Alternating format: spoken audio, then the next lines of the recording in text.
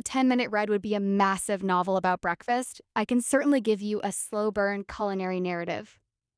Grab a coffee, settle in, and let's walk through the ritual of the perfect pancake. Saturday morning ritual, a pancake odyssey. The kitchen is quiet, bathed in that soft, dusty light that only exists on weekend mornings.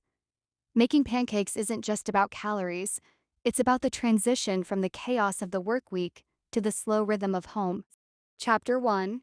The Gathering. First, we assemble the cast. You don't need fancy imports, just the staples. The dry crew, 1.5 cups of all-purpose flour, 3.5 teaspoons of baking powder, the secret to the lift, a teaspoon of salt, and a tablespoon of white sugar. The wet crew, 1.25 cups of milk, 1 egg, and 3 tablespoons of melted butter. The pro move, make sure your egg is at room temperature. If it's cold, it'll seize that melted butter into tiny yellow clumps. It won't ruin the taste, but we're aiming for elegance here. Chapter 2. The Sacred Well. In a large glass bowl, whisk the dry ingredients. You're not just mixing, you're aerating. Now make a hole in the center, the well. Pour your milk, egg, and melted butter into that hollow. Using a fork or a whisk, start from the center and draw the flour in. A warning on overmixing. This is where most people fail. If you whisk until it's perfectly smooth, you're developing gluten. Gluten is great for chewy bread, but for pancakes, it's the enemy of fluff. You want lumps. Small floury lumps are the scouts of a tender pancake.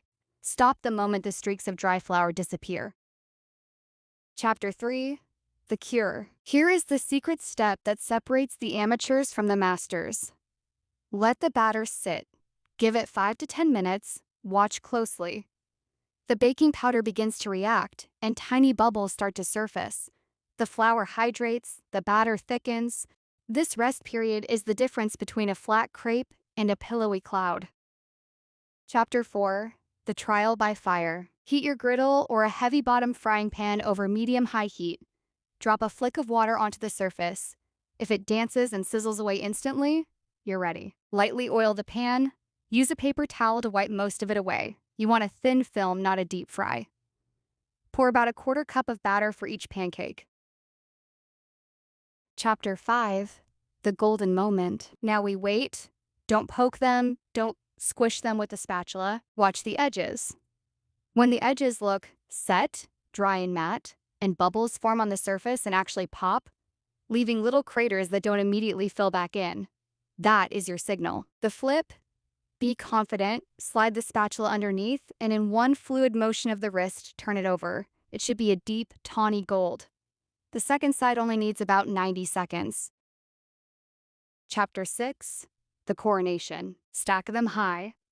The heat from the bottom pancake rises to keep the top one warm. Crown the stack with a cold pat of salted butter and a lake of real maple syrup. As the butter melts and runs down the sides like golden lava, you realize the 10 minutes of waiting were the most important ingredient of all.